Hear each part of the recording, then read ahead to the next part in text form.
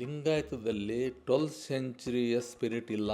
ಲಿಂಗಾಯತರು ಹಿಂದೂಗಳಲ್ಲ, ಇನ್ನೊಂದು ಲಿಂಗಾಯತರು ವೀರಶೈವರಲ್ಲ. ಲಿಂಗಾಯತರು ಲಿಂಗಾಯತರಾಗಬೇಕು ಅನ್ನೋದು ನನ್ನ ಜೀವನ ಗುರಿ. ಬಸವಣ್ಣವ್ರ ವ್ಯಕ್ತಿತ್ವದ್ದು 0.001% ಗೊತ್ತಿಲ್ಲ. ಇದನ್ನು ಮೊದಲು ಹೇಳ್ತೀನಿ ನಾನು.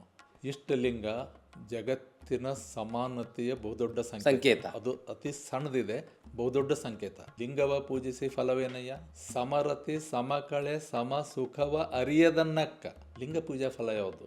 ಈ ಅನುಭವ ದರ್ಶನ ಇದೆಯಲ್ಲ, ಇದು ಎಲ್ಲಿಂದ ಬಂತು? ನಾನು ಎಲ್ಲ ಧರ್ಮವನ್ನು ಪ್ರೀತಿಸ್ತೇನೆ, ನನ್ನ ಮನೆ ಎಲ್ಲ ಧರ್ಮದ ಬುಕ್ಸ್ ಇದ್ದಾವೆ. ಆದರೆ ಬಸವಣ್ಣನ ಧರ್ಮ ಹುಟ್ಟಿದ್ದು ಜನಸಾಮಾನ್ಯರ ಮಧ್ಯೆ. ಬಸವ ಫಿಲಾಸಫಿ ಇದು ವಸ್ತು ಚೈತನ್ಯಾತ್ಮಕ ಫಿಲಾಸಫಿ. ಈ 4 ಧರ್ಮಗಳು ಭಾರತದಲ್ಲಿ ಹುಟ್ಟಿದ್ದಾವೆ. ಮೊದಲು ಜೈನಿಸಮ್, ನಂತರ ಬುದ್ಧಿಸಮ್. 12ನೇ ಶತಮಾನದಲ್ಲಿ ಲಿಂಗಾಯತ ಧರ್ಮ, 16ನೇ ಶತಮಾನದಲ್ಲಿ ಸಿಖ್ ಧರ್ಮ. ದಯವೇ ಧರ್ಮದ ಮೂಲವಯ್ಯ, ದೇವರು ಧರ್ಮದ ಮೂಲ ಇಲ್ಲ. ಪ್ರತಿಯೊಬ್ಬ ಶರಣ ಒಂದು ಟೈಗರ್, ಹುಲಿ. ಅಂಥ ಹುಲಿಗಳಲ್ಲಿ ನೀವು ಇಲಿ ಹೆಂಗೆ ಹುಟ್ಟಿದಿರಿ ಅಂತ ಎಲ್ಲ ಕೇಳ್ತೀನಿ ನಾನು. ನನಗೆ ಲಿಂಗಾಯತರ ಬಗ್ಗೆ ಬಹಳ ಒಂದು ಪ್ರೀತಿ ಇದೆ. ಕೋಮುವಾದಿಗಳ ಸವಾರಿತನಕ್ಕೆ ಲಿಂಗಾಯತರ ಕುದುರೆಗಳು ಸಿಕ್ಕರು. ಆ ಮಠಗಳಿಗೆ ಕೂಡ ಅಂಬೇಡ್ಕರ್ ಜಯಂತಿ ಮಾಡಿದ್ರು. ಆದರೆ ಬುದ್ಧ ಬಸವ ಅಂಬೇಡ್ಕರ್ ಇಟ್ಟಿದ್ದು ನಾ ಎಲ್ಲಿ ನೋಡಲಿಲ್ಲ. ಆದರೆ ದಲಿತರು ಮಾಡಿದ್ರು.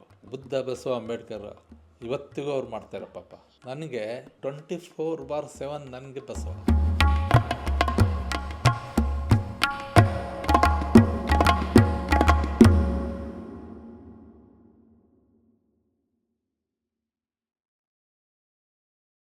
ಪಾಪ ಅವರು ಸಫರ್ ಆಗ್ತಾ ಇದ್ದಾರೆ. ಅವರು ಕೋಮುವಾದಕ್ಕೆ ಕುದುರೆ ಆದರು ಕರ್ನಾಟಕದಲ್ಲಿ. ಇದು ನನಗೆ ಭಾಳ ನೋವಿದೆ. ನಾನು ಇದ್ದ ಒಂದು ವರ್ಲ್ಡ್ ಇವತ್ತು ನೋಡಿ, ನಾನು ಹೊರದೇಶದಲ್ಲಿ ಮಾತಾಡಿದ್ದೀನಿ, ರಷ್ಯಾದಲ್ಲಿ ಮಾತಾಡಿದ್ದೀನಿ. ಸರ್, ನಿಮ್ಮ ಅದೊಂದು ಅನುಭವ ಕೇಳ್ಬೇಕು. ನೀವು ಭಾಳ ಯಂಗಿದ್ದಾಗ ರಷ್ಯಾಕ್ಕೆ ಹೋಗಿ ಭಾಷಣ ಮಾಡಿದ್ರಿ. ಹೌದು. ಏನು ವಯಸ್ಸದು, ಏನು ಕಾಂಟೆಕ್ಸ್ಟ್ ಇತ್ತು? ಅದು ನನಗೆ ಗುಡ್ ವಿಲ್ ಡೆಲಿಗೇಷನಲ್ಲಿ ಸೆಲೆಕ್ಟ್ ಆಡಿದೆ. ಇಂಡಿಯಾದಲ್ಲಿ ಇಂಡೋ ಸೋವಿಯಟ್ ಕಲ್ಚರಲ್ ಸೊಸೈಟಿಯಿಂದ ಗುಡ್ ವಿಲ್ ಡೆಲಿಗೇಷನ್ ಕಳಿಸ್ತಾಯಿದ್ರು. I was 1 among 7. ಎಷ್ಟು ವಯಸ್ಸಿತ್ತು ನಿಮ್ಗೆ ಅವಾಗ? ಆವಾಗ ಒಂದು 23 ಇರಬೇಕು. ಓಕೆ. ನೀವು ರಷ್ಯಾದಲ್ಲಿ ಮಾತಾಡಿದ್ರಿ ಅವಾಗ? ಮಾತಾಡೋದು ಮತ್ತು ನಾವು ಒಬ್ಬನೇ ಮಾತಾಡ್ತೀವಿ, ಯಾರಿಗೂ ಮಾತಾಡಿ ಬರ್ತಿದ್ದಿಲ್ಲ. ಇಂಗ್ಲೀಷ್ನಲ್ಲಿ ಮಾತಾಡಿದ್ರಿ? ಹಾಂ, ಇಂಗ್ಲೀಷ್ನಲ್ಲಿ ಮಾತಾಡಿದ್ರಿ. ಅದು ಆ ಸ್ಫೂರ್ತಿ ಒಳಗಡೆ ಇರ್ತದಲ್ಲ.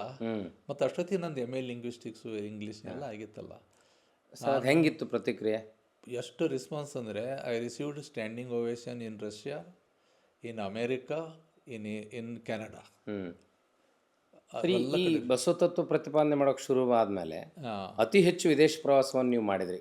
ಲಿಂಗಾಯತ ಧರ್ಮವನ್ನು ವಚನವನ್ನು ಮುಂಚೂಣಿ ನಂತರ ಇವರು ಬಂದಿದ್ದು. ಬಟ್ ನಾನು ಮಿನ್ಸ್ಕಲ್ಲಿ ಒಂದು ಎಲ್ಲ ಇಂಟೆಲೆಕ್ಚುವಲ್ಸ್ ಸೇರಿದ್ರು. ಆಮೇಲೆ ಲೆನಿನ್ಗ್ರಾಡ್ನಲ್ಲಿ, ಮಿನ್ಸ್ಕ್ ಕ್ಯಾಪಿಟಲ್ ಆಫ್ ಬೈಲೋರಷ್ಯಾ.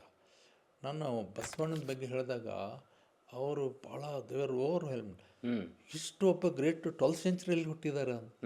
ಯಾಕದು ಅಷ್ಟು ಜಗತ್ತಿಗೆ ಬೆಳಕಿಗೆ ಬಂದಿರಲಿಲ್ಲ ಸರ್? 12th ಸೆಂಚುರಿ ಅನುಭವ ಮಂಟಪನೇ ಮೊದಲೇ ಪಾರ್ಲಿಮೆಂಟ್ ಅನ್ನೋದಾಗಲಿ, Basava is the first secular personality in the world ಅನ್ನೋದಾಗಲಿ. ಕಾರಣ ಏನಿದೆ ಅಂದರೆ, ಲಿಂಗಾಯತದಲ್ಲಿ 12th ಸೆಂಚುರಿಯ ಸ್ಪಿರಿಟ್ ಇಲ್ಲ. ಈಗ 21ರಲ್ಲ, 15ನೇ ಶತಮಾನದಿಂದ ಇದು ಡಿಕ್ಲೈನ್ ಆಗ್ತಾ ಬಂತು. ಹೌದು. ಯಾವಾಗ ಇವರು 101 ವಿರಕ್ತರ ಕಾನ್ಸೆಪ್ಟ್ ಬಂತು, ಮುಂದೆ 700 ವಿರಕ್ತರ ಕಾನ್ಸೆಪ್ಟ್ ಬಂತು 16ನೇ ಶತಮಾನದಲ್ಲಿ. ಆವಾಗ ಯಾಕಾಯ್ತು ಅನ್ನೋದು ಕೂಡ ಇಂಪಾರ್ಟೆಂಟ್ ಇದೆ. 17ನೇ ಶತಮಾನದಲ್ಲಿ ಪ್ರತಿಯೊಬ್ಬ ಶರಣ ರೆಬೆಲ್ ಇದ್ದ. 770 ಅಮರಗಣಗಳು, ಲಕ್ಷದ ಮೇಲೆ 96,000. ಅವರು ಏನು ನೋಡಿ, ಜಗತ್ತಿನಾಗೆ ಏನೇನಾಗಿದೆ ಎಲ್ಲ ಫಸ್ಟು ನಮ್ಮ ಬಸವ ಕಲ್ಯಾಣದಲ್ಲಿ ಆಗಿದೆ. ಇದನ್ನು ನಾವು ಮರಿಬಾರ್ದು. ಚಾಲೆಂಜ್. ಯಾರೇ ಕ್ವಶನ್ ಮಾಡಿ ನಾನು ಫೇಲ್ ಆದರೆ ಬಸವಣ್ಣ ಬಗ್ಗೆ ಮಾತಾಡಲ್ಲ, ವಚನಗಳ ಬಗ್ಗೆ ಯು ಕ್ವಶನ್ ಮೀ ಎನಿಥಿಂಗ್, ಅದು ಫಸ್ಟ್ ಆಗಿದ್ದು ಇಲ್ಲಿ ಬಸವ ಕಲ್ಯಾಣದಲ್ಲಿ. ಹೌದು, Basava Kalyan is the real centre of humanity under the sun. Sir, ಈಗ ಅಲ್ಲಿ ಭಾಳ ದೊಡ್ಡ ಮಟ್ಟದ 21ನೇ ಶತಮಾನದಲ್ಲಿ ಬೃಹತ್ ಅನುಭವ ಮಂಟಪ ನಿಮ್ಮೆಲ್ಲರ ಮಾರ್ಗದರ್ಶನದಲ್ಲಿ ಬರ್ತಾ ಇದೆ. ಸೊ 21ನೇ ಶತಮಾನದಲ್ಲಿ 12ನೇ ಶತಮಾನದ ಕನಸು ನನಸಾಗಬೇಕಿತ್ತಂದರೆ ಈ ಲಿಂಗಾಯತಿಸಮ್ನಲ್ಲಿ ಏನೇನು ಬದಲಾವಣೆಗಳಾಗಬೇಕಲ್ಲ? ನೀನು ನೋಡಿ, ಫಸ್ಟು ಲಿಂಗಾಯತರಾಗಬೇಕು, ಧರ್ಮನ ಅರ್ಥ ಮಾಡ್ಕೋಬೇಕು. ನಾನು ಇವರು ಒಂದು ಬರೆದ್ರು, ನಂಗೆ ಸುಮ್ಮನೆ ತಮಾಷೆ ಮಾಡ್ತಾ ಇರ್ತೀನಿ. ನಮ್ಮ NG ಮಾದೇವಪ್ಪ ಸರ್ ಒಂದು ಲಿಂಗಾಯತರು ಹಿಂದೂಗಳಲ್ಲ ಒಂದು ಬರೆದ್ರು, ಇನ್ನೊಂದು ಲಿಂಗಾಯತರು ವೀರಶೈವರಲ್ಲ ಅಂತ. ಸರ್ ನೀವು ಇನ್ನೊಂದು ಬರಿಬೇಕ್ರಿ ಅಂತ ಹೇಳಿ ಏನು ಲಿಂಗಾಯತರು. ಲಿಂಗಾಯತರಲ್ಲ ಲಿಂಗಾಯತರಲ್ಲ. ಲಿಂಗಾಯತರಾಗಬೇಕು ಅನ್ನೋದು ನನ್ನ ಜೀವನ ಗುರಿ. ಹಾಂ, ಲಿಂಗಾಯತರು ಹಿಂದೂಗಳಲ್ಲ ಖರೆ, ಲಿಂಗಾಯತರು ವೀರಶೈವರಲ್ಲ ಖರೆ, ಆದ್ರೆ ಲಿಂಗಾಯತರು ಲಿಂಗಾಯತರು ಅಲ್ಲ ಇವರು. ಹಾಂ, ಕಾರಣ ಏನಂತೀರಿ? ಕಾರಣ ಏನಂದರೆ ಇದಕ್ಕೆ ಕಾರಣ ಇದೆ ಪಾಪ. ಸಿ 12ನೇ ಶತಮಾನದಲ್ಲಿ ಇವತ್ತು ಒಂದು ಸುಮ್ಮನೆ ಒಂದು ಸಣ್ಣ ಉದಾಹರಣೆ ಕೊಡ್ತೀನಿ. ನೀವು ಈ ನಮ್ಮ ಜನಸಾಮಾನ್ಯ ನಕ್ಷತ್ರನ ಹೆಂಗೆ ನೋಡ್ತಾರೆ, ಹಂಗೆ ಶರಣರನ್ನು ನೋಡ್ತಾ ಇದ್ರು. ಯಾರು? ಆ 12ನೇ ಶತಮಾನದ ಹಾಂ, ಅವ್ರೊಂಥರ ನಕ್ಸಲ್ಸ್ ಕಂಡಂಗೆ ಕಾಣ್ತಾ ಇದ್ರು ಇವರಿಗೆ, ಮೂಲಭೂತವಾದಿಗಳಿಗೆ ಇವತ್ತು ಕಾಣ್ತಾರೆ. ಸಿ ಅವರು ಒಂದನ್ನು ಅರ್ಥ ಮಾಡ್ಕೊಳ್ಳಿ, 12ನೇ ಶತಮಾನದಲ್ಲಿ ಇಷ್ಟೊಂದು ರಿನೈಸೆನ್ಸು ಪೀರಿಯಡು ಯುರೋಪ್ನಲ್ಲಿ ಆಗಿದ್ದು 15ನೇ ಶತಮಾನದಲ್ಲಿ. ವರ್ಲ್ಡಲ್ಲಿ ಫಸ್ಟ್ ರಿನೈಸೆನ್ಸ್ ಮೂಮೆಂಟು ಅದು ಆಗಿದ್ದು ಬಸವ ಕಲ್ಯಾಣದಲ್ಲಿ. ಸರಿ, ಈಗ ಅದು ಬೆಳಕಿಗೆ ಬಂದಿದೆಯಲ್ಲ, ಮುಂಚೆ ಗೊತ್ತಿರಲಿಲ್ಲ ಇತಿಹಾಸ. ಇವಾಗ ಯಾರಿಗೆ ಗೊತ್ತಿಲ್ಲ. ಸಿ ಇದನ್ನು ಬೆಳಕಿಗೆ ಬರಬೇಕಾದ್ರೆ ನನಗೆ ಐ ಟೆಲ್ ಯು, ನನಗೆ ಬಸವಣ್ಣವ್ರದ್ದು ಒಂದು ಮಾತು ಹೇಳ್ತೀನಿ. ಬಸವಣ್ಣವ್ರ ವ್ಯಕ್ತಿತ್ವದ್ದು 0.001% ಗೊತ್ತಿಲ್ಲ. ಇದನ್ನು ಮೊದಲು ಹೇಳ್ತೀನಿ ನಾನು. ಬಟ್ ನನ್ನ ಬಗ್ಗೆ ಒಂದು ಅಭಿಮಾನ ಏನಿದೆ ಅಂದರೆ, ಒಂದು ಹೊಸ ಪ್ರೊಸೆಸ್ಸನ್ನು ಕರ್ನಾಟಕದಲ್ಲಿ ಸ್ಟಾರ್ಟ್ ಆಯಿತು. ಇದು ಭಾಳ ಮುಖ್ಯ. ನನ್ನ ಎಷ್ಟು ಜನ ನಿಮ್ಗೆ ಹೇಳ್ತೀನಿ, ರಾತ್ರಿ 11 ಗಂಟೆವರೆಗೆ ಊಟ ಬಿಟ್ಟು ಜನ ಕೇಳ್ತಾಯಿದ್ರು, ಇನ್ನೂ ಮಾತಾಡಿ ತಿಳಿಸಿದ್ದ. ನೀವು ಒಂದ್ಸಲ ಗದಗನಲ್ಲಿ 1.5 ತಾಸು ಮಾತಾಡಿದ್ದು ನಂಗೆ ನೆನಪಿದೆ. ನಾನು 7 ಗಂಟೆ ಮಾತಾಡಿದ್ದೀನಿ ಒಂದು ಕಡೆ, ರೆಕಾರ್ಡ್ ಇದೆ. ಹೌದು, 7 hours. ಎಲ್ಲಿ? ಅಲ್ಲಿ ಈಸೂರು ಅನ್ನೋ ಇದರಲ್ಲಿ ಅವೆಲ್ಲ ವರ್ಕ್ಶಾಪ್ ಇತ್ತು. 7 hours. ಇದು ಮತ್ತೆ ದಲಿತ ಮಕ್ಕಳಿಗೆ. ಸರ್, ಕಂಟೆಂಟರ್ ಎಷ್ಟು ಇದೆ ನಿಮ್ಮಲ್ಲಿ ವಚನ ಸಾಹಿತ್ಯಕ್ಕೆ ಸಂಬಂಧಪಟ್ಟ? ಹಂಗಲ್ಲ.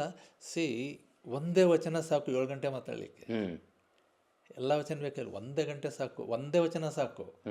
ಸಿ ಅದು ಒಂದು ವಿಷನ್ ಇದೆಯಲ್ಲ, ಇಟ್ ಈಸ್ ಎಕ್ಸ್ಟ್ರಾರ್ಡಿನರಿ. ಸರ್, ನಿಮ್ಮ ಈ ದೃಷ್ಟಿಕೋನ, ನಿಮ್ಮ ವಚನ ಸಾಹಿತ್ಯದ ಆಳ ಅಧ್ಯಯನ, ಡೆಡಿಕೇಶನ್, ಕೆಲವು ಲಿಂಗಾಯತರಿಗೆ ಇವರು ರಂಜಾನ್ ದರ್ಗಾ ಅಂತಿದ್ದಾರೆ, ಇವರು ಭಸ್ಮ ಹಚ್ಚಂಗಿಲ್ಲ, ಇಷ್ಟಲಿಂಗ ಕಟ್ಕೊಂಡಿಲ್ಲ ಅಂತಾರಲ್ಲ, ಇದು ಭಾಳ ಬಾಲಿಶ ಅನ್ನಿಸ್ತದೋ ಅಥವಾ ದ್ವೇಷ ಕಾರಣ ಇರಬೇಕು? ಪಾಪ ಅನ್ನಿಸ್ತದೆ ನನಗೆ ಅವ್ರ ಬಗ್ಗೆ. ಏನಂದರೆ ಸಿ ನಾನು ಏನು ಹೇಳ್ತಾ ಇದ್ದೀನಿ ನೋಡಿ, ಒಂದು ಈ ವಿಷನ್ ಇದೆಯಲ್ಲ, ಆ ವಿಷನ್ನೇ ಇಷ್ಟಲಿಂಗ ನನಗೆ. ಸರ್, ಎಲ್ಲರೂ ಇಷ್ಟಲಿಂಗಧಾರಿಗಳು ಆಗ್ಬೇಕಂತೀರಿ? ನಾನು ಏನು ಹೇಳ್ತಾ ಇದ್ದೀನಿ, ನೀವು ಇಷ್ಟಲಿಂಗದ ಬಗ್ಗೆ ನೀವು ಕೇಳ್ತಿರಲ್ಲ, ಇಷ್ಟಲಿಂಗದ ಬಗ್ಗೆ ನೀವು ಒಂದು ಹಾಡು ಬರೆದಿರಿ. ಹೌದು, ಇಷ್ಟಲಿಂಗ ಅಷ್ಟಕ್ಕೇ ಬರೆದಿರಿ. ಇಷ್ಟಲಿಂಗ ಜಗತ್ತಿನ ಸಮಾನತೆಯ ಬಹುದೊಡ್ಡ ಸಂಕೇತ. ಅದು ಅತಿ ಸಣ್ಣದಿದೆ, ಬಹುದೊಡ್ಡ ಸಂಕೇತ. ನೋಡಿ, ಇಷ್ಟಲಿಂಗ ಏನು ಹೇಳ್ತದೆ ಅಂದರೆ, ನೀವು ಇಷ್ಟಲಿಂಗ ಕಟ್ಕೊಂಡವನಿಗೆ ಇದು ಹೇಳ್ತದೆ, ಇವನು ಜಾತಿವಾದ ಮಾಡೋದಿಲ್ಲ, ಹೆಣ್ಣು ಗಂಡಿನ ಭೇದ ಭಾವ ಮಾಡೋದಿಲ್ಲ, ಇವನು ಬಡವ ಶ್ರೀಮಂತ ಭೇದ ಭಾವ ಅದು ಹೇಳ್ತದೆ. ಇವಾಗ ಮಾಡಬಾರದು. ಆದರೆ ಅದನ್ನು ಕಟ್ಕೊಂಡು ಎಲ್ಲ ಮಾಡ್ತಾರೆ. ಸಿ ಲಿಂಗವ ಪೂಜಿಸಿ ಫಲವೇನಯ್ಯ, ಸಮರತಿ ಸಮಕಳೆ ಸಮ ಸುಖವ ಅರಿಯದನ್ನಕ್ಕ. ಲಿಂಗ ಪೂಜಾ ಫಲ ಯಾವುದು? ಲಿಂಗ ಪೂಜಾ ಫಲ 3 ಹೇಳ್ತಾರೆ, ಇನ್ನೊಂದು 4ನೇದು ಮುಂದೆ ಹೇಳ್ತಾರೆ. ಏನು ಹೇಳಿದ್ರು? ಸಮರತಿ, ಇದಕ್ಕೆ ಆಧ್ಯಾತ್ಮಿಕ ಅರ್ಥ ಬೇರೆ ಇದೆ. ಲಿಂಗಾಂಗ ಸಾಮರಸ್ಯದ ಅರ್ಥ ಇದೆ, ಅದು ಬೇಡ, ಈಗಿರಲಿ. ಪ್ರತಿ ವಚನಕ್ಕೆ ಅದು ಇನ್ನರ್ ಕಂಟೆಂಟ್ ಇದೆ, ಔಟರ್ ಕಂಟೆಂಟ್ ಇದೆ. No I am talking about the outer content. ಸಮರತಿ, there should not be gender discrimination, ಹೆಣ್ಣು ಗಂಡಿನ ಭೇದ ಇರಬಾರ್ದು. ಇದು ಮೊದಲನೇ ಅರಿವು, ಲಿಂಗ ಪೂಜೆಯ ಮೊದಲನೇ ಅರಿವು. ಲಿಂಗ ಪೂಜಾ ಫಲ ಯಾವುದು? ನಿನ್ನ ಹೆಂಡತಿ ನಿನಗೆ ಸಮಾನಳು, ಹೆಣ್ಣು ಗಂಡು ಸಮಾನರು. ಸಮರತಿ ಇದು ಅದರ ಸಾಮಾಜಿಕ ಅರ್ಥ. ಸಮಕಳೆ ಇಲ್ಲಿ ಬ್ರಹ್ಮಕಳೆ ಇಲ್ಲ, ಕ್ಷಾತ್ರ ಕಳೆ ಇಲ್ಲ, ಪ್ರತಿಯೊಬ್ಬ ಮನುಷ್ಯನಿಗೆ ಸಮಕಳೆ ಇದೆ. ಅವರ ಯಾವುದಕ್ಕೆ ಪ್ರಭಾವಲ್ಲ ಅಂತಿರಲ್ಲ, ಇವತ್ತು ಸೈನ್ಸ್ ಹೇಳ್ತದೆ ಎಲ್ಲ ಮನುಷ್ಯರಿಗೂ ಒಂದೇ ಪ್ರಭಾವಳಿ ಇರ್ತದೆ. ಅದನ್ನು ಹೇಳಿದ್ರು. Is very scientific thinker, full of scientific temperament, ಅತ್ಯಂತ ವೈಜ್ಞಾನಿಕ ಮನೋಭಾವದ ಯಾವುದಾದ್ರೂ ಒಂದು ದೊಡ್ಡ ಒಂದು ನಿಧಿ ಎಲ್ಲರಿದ್ರೆ ಅದು ವಚನಗಳಲ್ಲಿ. ಹೌದು. ಸಮರತಿ, ಸಮಕಳೆ, ಸಮಸುಖ, ನೇಚರ್ ಬಗ್ಗೆ ಹೇಳ್ತಾರೆ. ಇದು ರಿಲಿಜನ್ ಆಫ್ ನೇಚರ್, ಇದು ನಿಸರ್ಗ ಧರ್ಮ ಇದೆ. ಇವತ್ತು ಬೆಳಕು ಎಲ್ಲರಿಗೂ ಸಮ ಇದೆ, ತಂಪು ಎಲ್ಲರಿಗೂ ಸಮ ಇದೆ, ನೀರೆಲ್ಲ ಒಂದೇ ಟೇಸ್ಟ್ ಇದೆ, ಮಾವಿನ ಹಣ್ಣು ಒಂದೇ ರುಚಿ ಕೊಡ್ತದೆ. ಬೇಸಿಗೆಯಲ್ಲಿ ಬೇವಿನ ಮರ ಶ್ರೀಮಂತನಿಗೂ ಅದೇ ತಂಪು ಕೊಡ್ತದೆ, ಬಡವನಿಗೆ ಕೊಡ್ತದೆ. ಸಮಸುಖ ನೇಚರ್ದು ಹೇಳ್ತಾರೆ. ಲಿಂಗವ ಪೂಜಿಸಿ ಫಲವೇನಯ್ಯ, ಸಮರತಿ ಸಮಕಳೆ ಸಮ ಸುಖವ ಅರಿಯದನ್ನಕ್ಕ. ಈ ಅರಿವೇ ಲಿಂಗ ಪೂಜಾ ಫಲ. ಲಿಂಗವ ಪೂಜಿಸಿ ಫಲವೇನಯ್ಯ, ಕೂಡಲ ಸಂಗಮ ದೇವರ ಪೂಜಿಸಿ ನದಿಯೊಳಗೆ ನದಿ ಬೆರೆಸಿದಂತಾಗದನ್ನಕ್ಕ. ಇನ್ಕ್ಲೂಸಿವ್ ಫಿಲಾಸಫಿ ಇದೆ ಇದು. ಇನ್ಕ್ಲೂಸಿವ್ ಫಿಲಾಸಫಿ, ಒಳಗೊಳ್ಳುವ ಧರ್ಮ. ನದಿಯೊಳಗೆ ನದಿಯಲ್ಲಿ ಮಲಪ್ರಭಾ ಕೃಷ್ಣ ಕುಡಿದ್ರೆ ನೀರೇ H2Oನೇ, ಗಂಗಾ ಯಮುನಾ H2Oನೇ. ಅದಕ್ಕೆ ಅವ್ರೇನು ಹೇಳ್ತಾರೆ, ನದಿಯೊಳಗೆ ನದಿ ಬೆರೆಸಿದ ಹಾಗೆ ಮಾನವ ಕುಲ ಒಂದಾಗಬೇಕು. ಇವ ನಮ್ಮವ ಎಂದೆನಿಸಯ್ಯ. ನೋಡಿ 3 ಸಲ ಹೇಳ್ತಾರೆ, ಇವ ನಮ್ಮವ ಎಂದೆನಿಸಯ್ಯ. ಸರ್, ವಚನ ಭಾಷಾ ರಚನೆ ದೃಷ್ಟಿಯಿಂದ ಮತ್ತು ಭಾವ ರಚನಾ ದೃಷ್ಟಿಯಿಂದನೂ ಆ ರಿಪಿಟೇಷನಲ್ಲಿ ಅದೊಂದು ಉದ್ದೇಶ ಇತ್ತಲ್ಲ? ಹೌದು, ಉದ್ದೇಶ ಯಾಕಿತ್ತಂದರೆ 3 ಸಲ ಯಾಕಂದ್ರು? ಯಾಕಂದರೆ ನೋಡಿ, ಇದು ಭಾಳ ಇಂಟ್ರೆಸ್ಟಿಂಗ್ ಪಾಯಿಂಟ್ ನೀವು ಕೇಳ್ತಾ ಇದ್ದೀರಿ. ಯಾರಿಗೆ ಹೇಳ್ತಾ ಇದ್ದಾರೆ ಅವರು? ನೋಡಿ, ಜಗತ್ತಿನಲ್ಲಿ ನಾವು ಸೆಲೆಕ್ಟ್ ಮಾಡೋದು ಹೇಗೆ? ಇವತ್ತು ನಿಮ್ಮ ಕಾಲೇಜ್ನಲ್ಲಿ ಏನು ಮಾಡ್ತೀರಿ, ಬೆಸ್ಟ್ ಮಾರ್ಕ್ಸ್ ಒಂದವನು ಸೆಲೆಕ್ಟ್ ಮಾಡ್ತೀರಿ ಹೆಚ್ಚು. ಆದರೆ ಇಲ್ಲಿ ಹಂಗಲ್ಲ. ಕಟ್ಟ ಕಡೆ ಮನುಷ್ಯನನ್ನು ಮೊಟ್ಟ ಮೊದಲು ಗುರುತಿಸೋ ಫಿಲಾಸಫಿ ಇದು. ಅಲ್ಲಿ ಯಾರಿದ್ದಾರೆ? 770 ಗಣಗಳು. ಏನು ಸಂಸ್ಕೃತ ಓದೋರು ಇದ್ದಾರೆ, ಪಂಡಿತರಿದ್ದಾರೆ, ಸಾಮಾನ್ಯರು ಅಲ್ಲ, ಶ್ರಮ ಸಂಸ್ಕೃತಿಯವರು, ಕಸ ಗುಡಿಸೋರು, ದೋಣಿ ನಡೆಸೋರು, ಬಟ್ಟೆ ಒಗೆಯೋರು, ಬಟ್ಟೆ ಹೊಲಿಯೋರು, ಮತ್ತು ತೊಗಲು ಹದ ಮಾಡೋರು, ಚಪ್ಪಲಿ ಮಾಡೋರು, ಯಾರಿದ್ದಾರೆ ಅಲ್ಲಿ? ಇದು ಇಂಥವ್ರನ್ನ ತೊಗೊಂಡು ಅದ್ಭುತವಾದದನ್ನು ದಿಸ್ ಈಸ್ ಗ್ರೇಟ್ನೆಸ್. ಇದು ಬಸವಣ್ಣವರ ಒಂದು ವಿಶ್ವಮಾನ್ಯ ವ್ಯಕ್ತಿತ್ವ. ಜಗಜ್ಯೋತಿ ಸುಮ್ಮನೆ ಅಂತೇವಾ? ಮಹಾನುಭಾವ ಸುಮ್ಮನೆ ಅಂತೇವಾ? ಇಂಥ ಜನರಿಂದ ಒಂದು ಹೊಸ ಫಿಲಾಸಫಿ, ಅನುಭವ ಅನ್ನೋದು ಒಂದು ಹೊಸ ತತ್ವಜ್ಞಾನ ಕೊಟ್ಟರು. ನೋಡಿ, ವಚನ ನಮ್ಮ ಧರ್ಮಗ್ರಂಥ, ಅನುಭವ ನಮ್ಮ ದರ್ಶನ. ಈ ಅನುಭವ ದರ್ಶನ ಇದೆಯಲ್ಲ, ಇದು ಎಲ್ಲಿಂದ ಬಂತು? ನಾನು ಎಲ್ಲ ಧರ್ಮವನ್ನು ಪ್ರೀತಿಸ್ತೇನೆ, ನನ್ನ ಮನೆ ಎಲ್ಲ ಧರ್ಮದ ಬುಕ್ಸ್ ಇದ್ದಾವೆ. ಆದರೆ ಒಂದು ಮಾತು ಹೇಳ್ತೀನಿ, ಎಲ್ಲ ಧರ್ಮಗಳು ಎಲ್ಲಿ ಹುಟ್ಟಿದ್ವು? ಕೆಲವೊಂದು ಹಿಮಾಲಯದಲ್ಲಿ ಹುಟ್ಟಿದ್ವು, ಅರಣ್ಯದಲ್ಲಿ ಹುಟ್ಟಿದ್ವು, ಗುಹೆಯಲ್ಲಿ ಹುಟ್ಟಿದ್ವು, ಮರದ ಕೆಳಗೆ ಹುಟ್ಟಿದ್ವು. ಆದರೆ ಬಸವಣ್ಣನ ಧರ್ಮ ಹುಟ್ಟಿದ್ದು ಜನಸಾಮಾನ್ಯರ ಮಧ್ಯೆ. It is product of working class and in their hearts. ದುಡಿಯುವ ಜನರ ಹೃದಯದಲ್ಲಿ ಹುಟ್ಟಿದ ಧರ್ಮ ಇದು. ಅದಕ್ಕೆ ಇದರೊಳಗೆ ಎಲ್ಲರಿಂದ ನೋಡಿ ಅವ್ರು ಎಷ್ಟು ಚೆನ್ನಾಗಿ ಹೇಳ್ತಾರೆ. ಯಾಕಂದರೆ ನಿಮ್ಗೆ ಹೇಳಿದ್ನಲ್ಲ, ಈಸ್ ಮೆಥಡಾಲಜಿ ಈಸ್ ಅಮೇಜಿಂಗ್. ಅವ್ರೇನು ಹೇಳ್ತಾರೆ? ಕಕ್ಕಯ್ಯನ ಮನೆಯಲ್ಲೂ ಬೇಡಿದೆ, ದಾಸಯ್ಯನ ಮನೆಯಲ್ಲೂ ಬೇಡಿದೆ. ಇದರ ಅರ್ಥ ಏನು? ಸಕಲ ಪುರಾತರು ಸೇರಿ ಭಕ್ತಿ ಭಿಕ್ಷೆಯ ನಿಕ್ಕಿದೊಡೆ ಎನ್ನ ಪಾತ್ರೆ ತುಂಬಿತ್ತು. ಅಂದರೆ ಹ್ಯೂಮನ್ ಎಕ್ಸ್ಪೀರಿಯನ್ಸಿಂದ ಮೆಟಾಫಿಸಿಕಲ್ ಎಕ್ಸ್ಪೀರಿಯನ್ಸ್ಗೂ ಅನುಭವಕ್ಕೂ ಡಿಫ್ರೆನ್ಸ್ ಇದೆ. ಏನಂದರೆ ಅನುಭವ ಇಲ್ಲದೆ ಅನುಭವ ಇಲ್ಲ. There is no metaphysical experience without physical experience. ಅದಕ್ಕೆ ಶರಣರು ದೇವಾಲಯ ಸಂಸ್ಕೃತಿಗಿಂತಲೂ ದೇಹಾಲಯ ಸಂಸ್ಕೃತಿಯನ್ನು ಡೆಫಿನೆಟ್ಲಿ ನಿಮ್ಗೆ ಹೇಳ್ತೀನಿ. ಕಾಯವೇ ಕೈಲಾಸ ಅಂತಾರಲ್ಲ, ಶರಣ ನಿತ್ಯಗೈದಡೆ ಜಪ ಕಾಣಿರೋ ವಚನದಲ್ಲಿ ನೋಡಿ, ಅವರು ಬಸವಣ್ಣವರು ಕಾಯವೇ ಕೈಲಾಸ ಹೇಳಿದ್ರು. ಆಮೇಲೆ ನಮ್ಮ ಐದಕ್ಕಿ ಮಾರಯ್ಯನವರು ಕಾಯಕವೇ ಕೈಲಾಸ ಹೇಳಿದ್ರು. ಆಮೇಲೆ ಮನಸಂದ ಮಾರಯ್ಯನವರು ಕಾಯಕವೇ ಕೈಲಾಸ ಹೇಳಿದ್ದಾರೆ. ಕಾಯದಿಂದ ಕಾಯಕ, ಕಾಯ ಮೂಲ, ಕಾಯದಿಂದ ಕಾಯಕ ಅಲ್ವಾ? ಅದಕ್ಕೆ ಕಾಯವೇ ಕೈಲಾಸ, ಕಾಯಕವೂ ಕೈಲಾಸವೇ, ಅದರದ್ದೇ ಪ್ರಾಡಕ್ಟ್ ಅಲ್ಲ ಸರ್. ವಚನಶಾಸ್ತ್ರದಲ್ಲಿ ದೇಹ ಮತ್ತು ಮನಸ್ಸನ್ನು ಬಿಟ್ಟು ಬೇರೆ ಏನೋ ಹೇಳುವ ಪ್ರಯತ್ನವನ್ನು ಮಾಡದೇ ಇರೋದ್ರ ಮೂಲ ಉದ್ದೇಶ ಏನು? ಮೂಲ ಉದ್ದೇಶ ಏನಂದರೆ ಇಟ್ ಈಸ್ ಸೈನ್ಸ್. ನೋಡಿ, ಅವ್ರೇನು ವಾಟ್ ಈಸ್ ಕೂಡಲ ಸಂಗಮ? ಕೂಡಲ ಸಂಗಮ ಅಂದ್ರೆ ಏನು ಅರ್ಥ? ದೇಹ ಮತ್ತು ಮನಸ್ಸು. ಕೂಡಲ ಸಂಗಮ ದೇವ. ಇವ ಎಲ್ಲಿ ಹುಟ್ಟದ? ಇವು ಕೂಡದಾಗ ಹುಟ್ಟದ. ಆಮೇಲೆ ಇದ್ರ ಸೈನ್ಸ್ ಏನು ಹೇಳ್ತದೆ? ಮ್ಯಾಟರ್ ಆ್ಯಂಡ್ ಎನರ್ಜಿ ಹೇಳ್ತದೆ. ಮ್ಯಾಟರ್ ಆ್ಯಂಡ್ ಎನರ್ಜಿ ಅಂದರೆ ವಸ್ತು ಮತ್ತು ಚೈತನ್ಯ. ನಮ್ಮ ಇದರಲ್ಲಿ ಚೈತನ್ಯ ಅಂತೂ ಅಲ್ಲಿ ಎನರ್ಜಿ ಅಂತಾರೆ. ಈ ಮ್ಯಾಟರ್ ಆ್ಯಂಡ್ ಎನರ್ಜಿ ಇದೆಯಲ್ಲ, ಇದರ ಪ್ರಾಡಕ್ಟು ದೇವರಿಲ್ಲಿ. ದೇವರು ಕೂಡ ಇದರ is a product of this combination. Kudala Sangama, ಕೂಡಲ ಒಂದು ಕ್ರಿಯೆ, ಸಂಗಮ ಅದರ ಪರಿಣಾಮ. ಇದರ ದೇವರು ಅವನು. ಆಮೇಲೆ ಅದಕ್ಕೇ ಅವರು ನೋಡಿ ಎಷ್ಟು ಚೆನ್ನಾಗಿ ಹೇಳ್ತಾರೆ ಅಂದರೆ, ಬಸವಣ್ಣ ಬಗ್ಗೆ ಹೇಳ್ತವಾಗ ಎಲ್ಲ ಎಷ್ಟು ಚೆನ್ನಾಗಿ ಹೇಳಿದ್ದಾರೆ. This is Basava philosophy. Allama ಪ್ರಭುಗಳು ಏನು ಹೇಳಿದ್ರು? ಬ ಎಂದು ವಚಿಸೋಡೆ, ಅವನು ಹೇಳ್ತಾರೆ ಎಲ್ಲ ಈ ಭಾವದಿಂದ ಹೊರಗೆ ಬರ್ತದೆ. ಸ ಎಂದು ವಚಿಸೋಡೆ ಅನ್ನೋದು ಸರ್ವಜ್ಞಾನ. ವ ಎಂದು ವಚಿಸುವಡೆ ಅಷ್ಟು ಚೆನ್ನಾಗಿ ಹೇಳಿದ್ದಾರೆ. ವ ಎಂದು ವಚಿಸುವಡೆ ವಸ್ತು ಚೈತನ್ಯಾತ್ಮಕನಾದೆನು. This is philosophy. Basava philosophy is ವಸ್ತು ಚೈತನ್ಯಾತ್ಮಕ ಫಿಲಾಸಫಿ. ವಸ್ತು ಮತ್ತು ಚೈತನ್ಯದ ಫಿಲಾಸಫಿ ಹೇಳಿದ್ರು ಬಸವಣ್ಣ ಅಂತ ಹೇಳ್ತಾರೆ. ಅದೇ ಅದನ್ನು ಮಿಸ್ಗೈಡ್ ಮಾಡ್ಬೇಕು. ಇತ್ತೀಚೆಗೆ ರಾಷ್ಟ್ರೀಯವಾದಿಗಳು ವಚನ ದರ್ಶನ ಪುಸ್ತಕದಲ್ಲಿ ಕೇವಲ ಆಧ್ಯಾತ್ಮವನ್ನು ಬೋಧಿಸಿದ್ರು, ಇದು ವೇದಗಳ ಅನುವಾದ ಅನ್ನೋ ರೀತಿಯಲ್ಲಿ ಹಾದಿ ತಪ್ಪಿಸ್ತಾರಲ್ಲ ಸರ್, ಅದಕ್ಕೆ ಕಾರಣ ಏನಿರ್ಬೋದು? ಅವ್ರು ನೋಡಿ, ನೀವು ಮತ್ತೆ ನಾವು ಹೇಳಬೇಕಾದ್ರೆ ಇಂಡಿಯಾದಲ್ಲಿ ಮೊಟ್ಟ ಮೊದಲ ಏಕದೇವೋಪಾಸನೆ ಧರ್ಮ ಹುಟ್ಟಿದ್ದು ಇಂಡಿಯಾದಲ್ಲಿ, ಭಾರತದಲ್ಲಿ ಹುಟ್ಟಿದ್ದು ಅದು ಬಸವ ಧರ್ಮ. ಅದು ಏಕದೇವೋಪಾಸನೆ, ಬಹುದೇವೋಪಾಸನೆ ಧರ್ಮಗಳಿದ್ದು. ಅಲ್ಲ, ಬುದ್ಧಿಸಮ್ ಕಾನ್ಸೆಪ್ಟ್ ಏನು? ಅದು ಅಗ್ನಾಸ್ಟಿಕ್, ಅಜ್ಞೇಯವಾದ. I don't know philosophy, I don't know, ದೇವ್ರ ಬಗ್ಗೆ ಐ ಡೋಂಟ್ ನೋ. ಬುದ್ಧ ದೇವ್ರು ಇದಾನೆ ಅಂತ ಹೇಳೋದಲ್ಲ, ಇಲ್ಲ ಅಂತಲೂ ಹೇಳೋದಲ್ಲ, ನಿನ್ನೊಳಗದಾನ ಅಂತ ಹೇಳ್ತಾನೆ. ಏನು ಹೇಳೋದಿಲ್ಲ, ಆತ್ಮನೂ ಹೇಳೋದಿಲ್ಲ ಅವ್ರು. ಆತ್ಮ ನಂಗೆ ಗೊತ್ತಿಲ್ಲ, ಅದಕ್ಕೆ ಅಜ್ಞೇಯವಾದ ಅಂತೇವ್ ನಾವು, ಅಗ್ನಾಸ್ಟಿಕ್. ಅದು ಕೂಡ ಹಿಂದೂಯಿಸಮಿಗೆ ರೆಬೆಲ್ ಆಗಿ ಹುಟ್ಟಿದ ಧರ್ಮನೇ. ನೋಡಿ, ಭಾರತದಲ್ಲಿ 4 ಧರ್ಮ ಹುಟ್ಟಿದ್ದಾವೆ. 4 ಧರ್ಮಗಳು ವೇದ ಧರ್ಮಕ್ಕೆ ವಿರುದ್ಧವಾಗಿ. ಅದಕ್ಕೆ ಇವರಿಗೆ ಅವರು ಇದನ್ನು ಅವ್ರು ಏನು ಹೇಳ್ತಾರಂದರೆ ವೇದ ನಿಂದಕ ನಾಸ್ತಿಕ ಅಂತ ಹೇಳ್ತಾರೆ. ಅವ್ರ ಪ್ರಕಾರ ಬಸವಣ್ಣ ನಾಸ್ತಿಕ, ಬುದ್ಧ ನಾಸ್ತಿಕ, ಮಹಾವೀರ ನಾಸ್ತಿಕ, ಗುರುನಾನಕ್ ನಾಸ್ತಿಕ. ಅವ್ರ ಪ್ರಕಾರ ಈ 4 ಧರ್ಮಗಳು ಭಾರತದಲ್ಲಿ ಹುಟ್ಟಿದ್ದಾವೆ.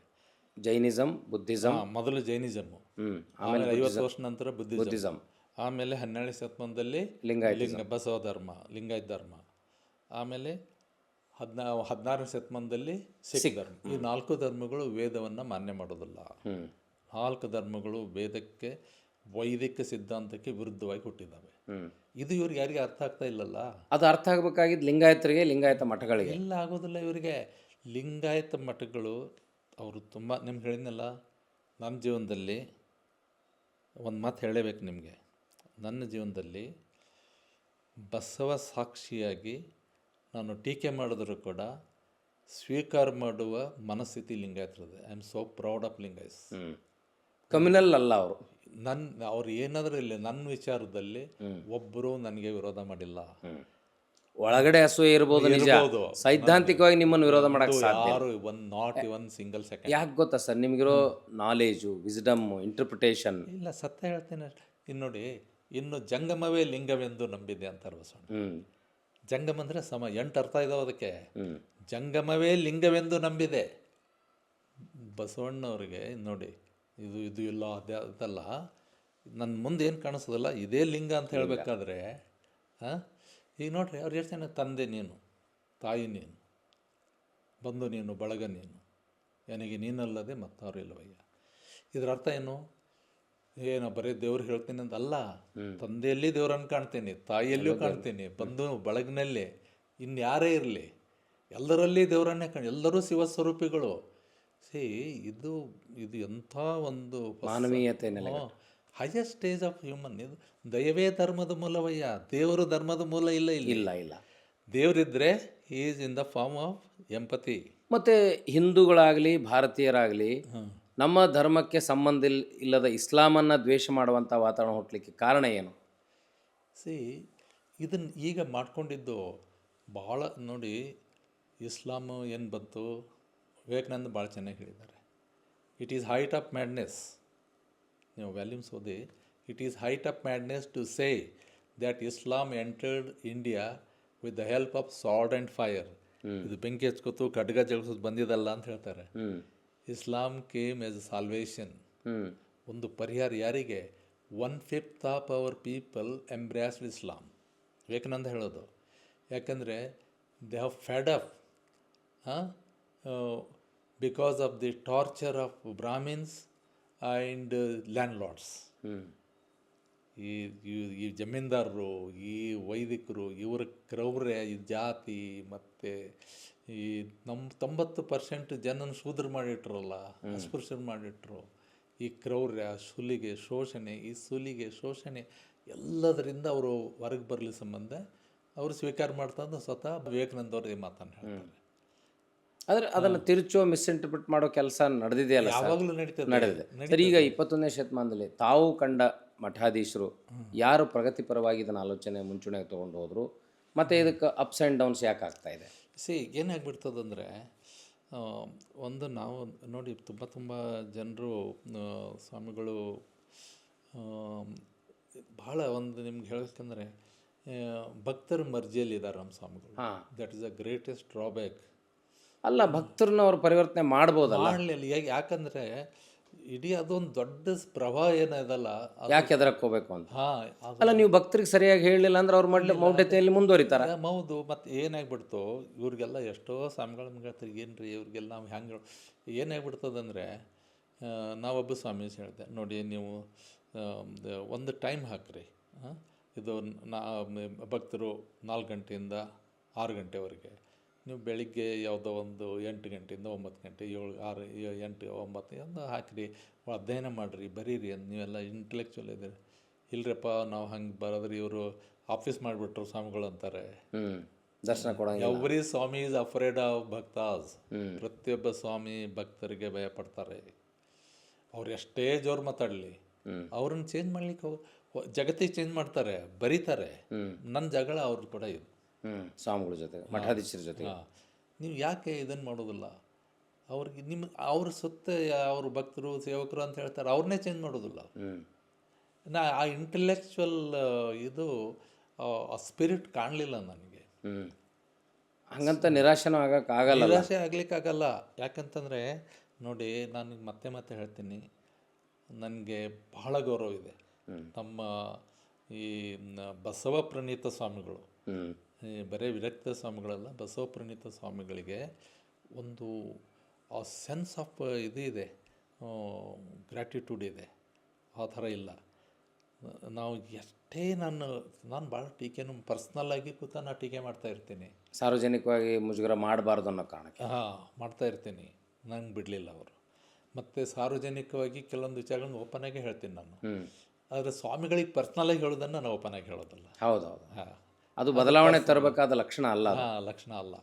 ಅವ್ರಿಗೆ ಹೇಳೋದು ಅವ್ರಿಗೆ ಹೇಳಿರ್ತೀನಿ, ಪಬ್ಲಿಕ್ಕಾಗಿ ಹೇಳೋದು ಪಬ್ಲಿಕ್ ಹೇಳಿರ್ತೀನಿ. ನಾನು ಎಷ್ಟೋ ಅವ್ರಿಗೆ ಹೇಳ್ತೀನಿ, ಎಂಥ ಹುಲಿಗಳು ನೋಡ್ರಿ, ಪ್ರತಿಯೊಬ್ಬ ಶರಣ ಒಂದು ಟೈಗರ್, ಹುಲಿ. ಎಂಥ ಹುಲಿಗಳಲ್ಲಿ ನೀವು ಇಲಿ ಹೆಂಗೆ ಹುಟ್ಟಿದ್ದೀರಿ ಅಂತ ಎಲ್ಲ ಕೇಳ್ತೀನಿ ನಾನು. ಆದರೆ ನನಗೆ ಲಿಂಗಾಯತರ ಬಗ್ಗೆ ಬಹಳ ಬಹಳ ಒಂದು ಪ್ರೀತಿ ಇದೆ.